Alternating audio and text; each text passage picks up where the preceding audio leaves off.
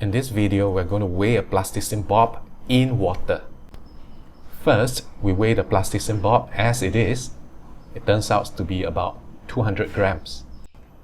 Next, we put a jar of water on the weighing scale and then we click the tare button, which means from now on, what the weighing scale shows is only the additional weight. Let's start lowering the bob into the water. Notice the reading increasing as the bob enters the water. The bob is now fully submerged and the reading stays constant at about 68 grams. And finally, the bob comes to rest at the bottom of the jar.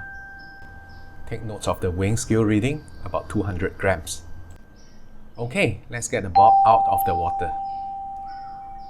Notice the weighing scale reading decreasing,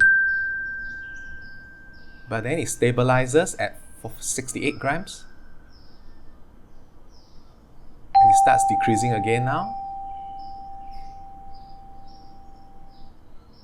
And then back to 0. So, does everything make sense to you? Ta-ta!